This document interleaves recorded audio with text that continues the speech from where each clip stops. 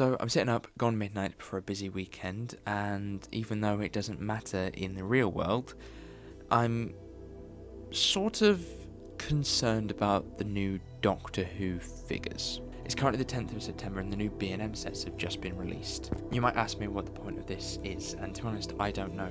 This video file might become something that I never see again, or just notice once I'm clearing my SD card one day. A misconstrued creative idea that I thought could be a really interesting video, but I either ran out of time to make, or I lost interest. Although, if you're seeing this, I've clearly chosen chaos. So join me as I go hunting for B&M sets.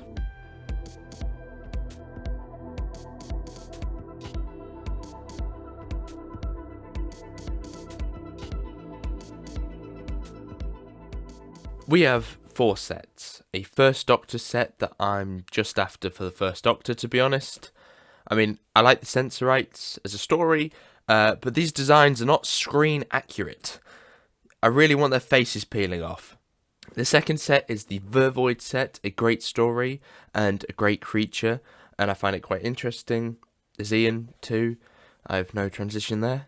A fine figure, but not one I'm crazy to get. Really, I just want it for the villains. Our final 2 are part of the continuous History of the Dalek sets. The Day of the Dalek set has a glowing gold Dalek, that's metaphorically glowing. A good item to have, and one I hope to grab. Then opposite that we have the Black Dalek, and I have black furniture, so it'll probably blend in. Our final set is from Power of the Daleks. It says set 5, but I'm pretty sure that's a mistake, although the other one did say 7. Well done guys, you've only cocked up the numbering of a chronological series. I'm after all 4, but the final one may get the slip if I'm struggling. Thanks to the scalpers. Oh, come on, let's have a little bit more colour. Yes, that's better. A scalper is someone who buys more than they need of one product in order to sell it on for higher prices. They are the same level of selfishness as those that are currently stockpiling petrol. Personally, I think that buying 2 and selling one on doesn't really make you a scalper. But buying the whole shelf and selling them on to desperate fans that simply can't get themselves the sets that they desire, and put that down, that's surprisingly heavy, does not make you an entrepreneur, does not make you the new Del Boy. Makes you a So this is the very simple transaction between going to B&M and buying a set. What scalpers do, and this is the unethical part, is cutting off you before you get to B&M, buying out all of their stock, like so that B&M is no longer a viable option to you, making themselves the third party that has then turned B&M into basically a supplier, and then used the things that they've bought, hiked the prices, and sold them back to you. And in most cases made them the reason why you can't get the set. Why hunt something that you can just buy from a shop? Well, I'm afraid it's not that simple. B&M has over 600 stores across the UK, and that's all well and good, but in terms of concentration, it's broken. There are 20 stores in London alone, and my area, a place I believe to be quite empty, has 5. As a result, areas lack access to a B&M, and that's just within the UK. Don't even get me started on overseas. Amazon seems to sell them from time to time in the US, but I'm not sure how things really work and how reliable that is.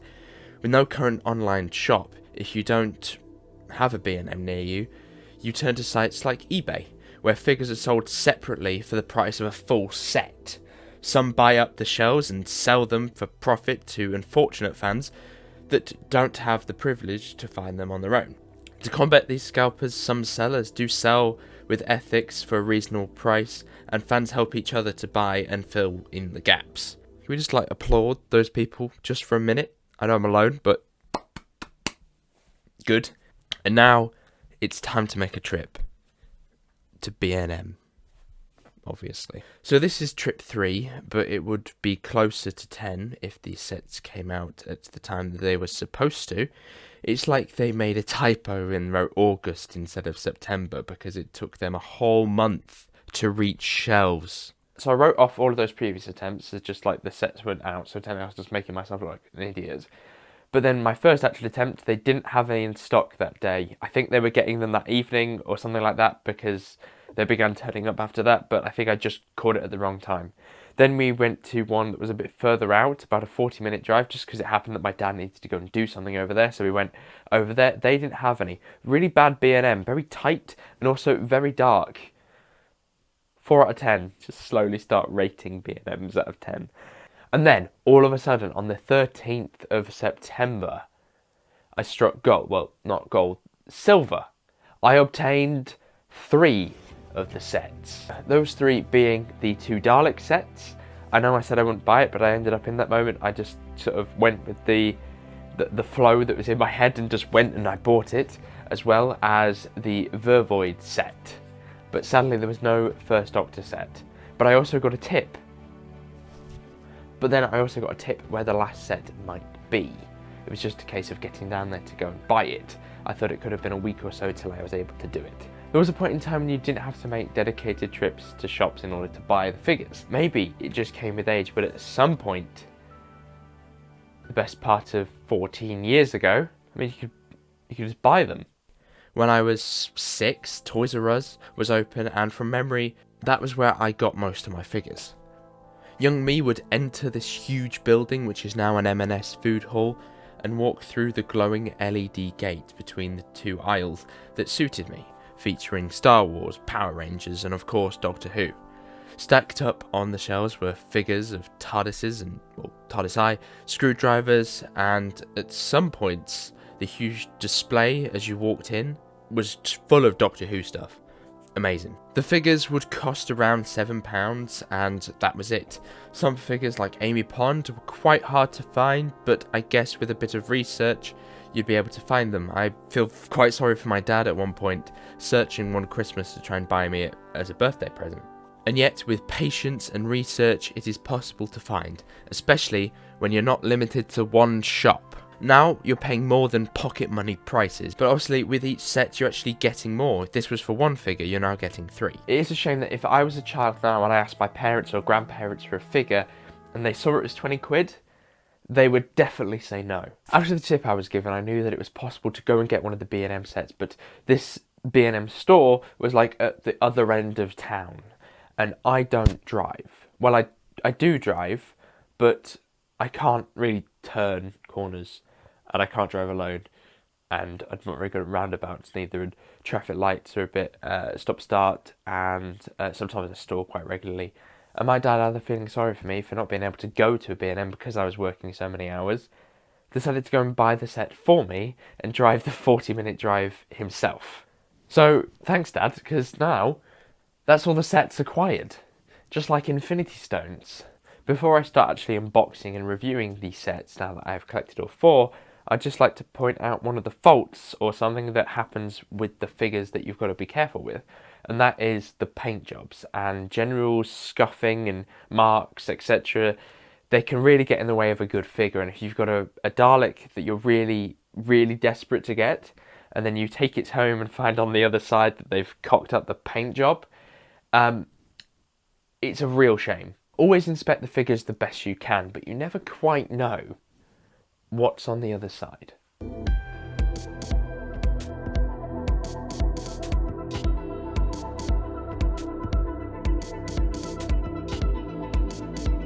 Our first set is the set from the Sensorites. We have 2 Sensorites, one being a leader, I suppose, and the other being a soldier, and then the First Doctor. The likeness of the First Doctor is absolutely brilliant, and so is the paint job. The sculpts for the Sensorites are lovely. It is just a shame that back in the 60s they didn't make the Sensorites costumes more interesting, because I mean they're just kind of a bluish colour. Our next set is the set from the Keys of Marinus, containing 2 Vords, which are supposed to have some kind of leader and soldier, and then you have the companion Ian. The Vord figures are absolutely lovely. The sculpting and the detail on them is excellent. I mean, look at those flippers, their headpieces, absolutely gorgeous, can't fault them. Then you have the companion figure, one I'm personally not that attached to overall, but I think that a lot of people are. The likeness isn't too bad though, and the paint job is quite nice, so there's not much I can complain about.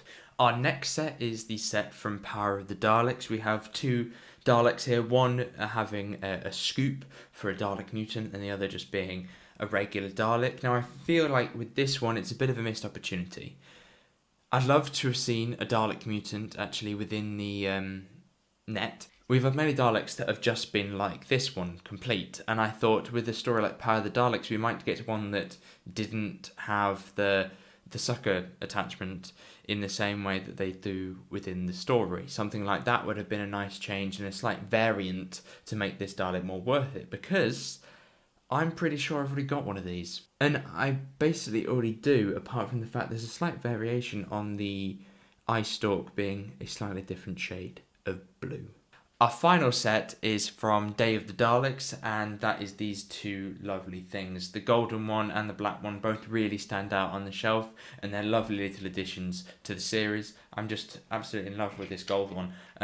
I just think it looks absolutely brilliant. There's not a lot else you can say about Daleks, is there really? It's just like, here's a Dalek, it's a different colour, it's nice. So the quest is over and the collection is complete. I do count my blessings that I managed to get them with less tracking and treading around than I expected. I was fearful that a set I try to buy is something that cannot be obtained now or in the future. And it's a shame that children who were once the key demographic for Doctor Who can't get them as easily as they once did.